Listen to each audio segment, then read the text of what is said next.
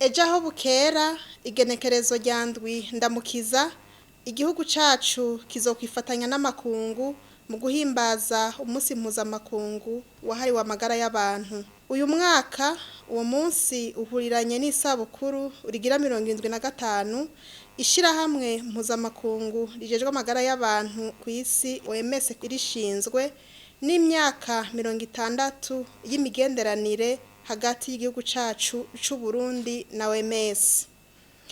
Muri iyo myaka yose irangiye OMS yarashigikiye igihugu cacu mu gutera intambwe zihambaye mu kurwanya indwara no mu gucandaga abavyeyi n'ibibondo.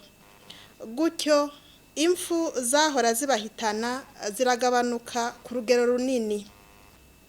Dutanze uburorero bumwe bumwe, indwara y'akavuna ariyo twita variole yararanduranywe n'imizi mu gihugu cacu, mu gihe n'indwara y'ubukangwe kubera kwijukira incanco nayo nyene itakibangamiye ibibondo, naho uyu munsi hari abana 3 bo mu Gatumba bayigwaye bivuye ku mugera wazananye mu gihugu kibanyi ca Republika Iharanira Demokarasi ya Kongo. Ikindi tworata uyu munsi nuko igihugu cacu kiri mu nzira nziza mu kugwanya umugera wa sida.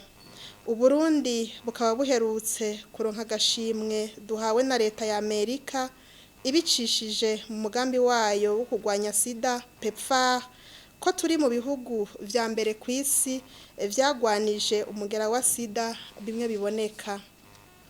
Mu kurwanya indwara y'igituntu naho nyene igihugu cacu kiri mu bihugu vya mbere muri Afrika bifise urugero rwa 95% ry'abavugwa bakongera bagakira neza.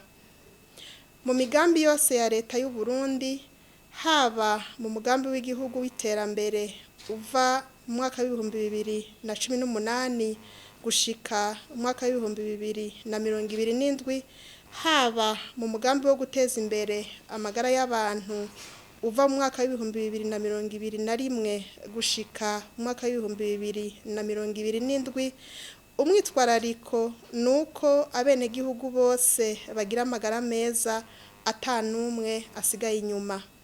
Nico gituma leta y'u Burundi atacidakora kugira yegereze mu benegihugu amavuriro n'abaganga. Iruhande yo kubaka amavuriro dufatanije n'abenegihugu, turabandanya gushira mu ngiro ingingo nziza nyene icubahiro umukuru w'igihugu cacu c'u Burundi yo kubaka ibitaro vy'amakomine. Turangije dusaba abenegihugu kwijukira kuja mu mashirahamwe yo kuvuzanya no kwivuza hakiri kare igihe cose harakababakiye ku magara yabo. Murakoze.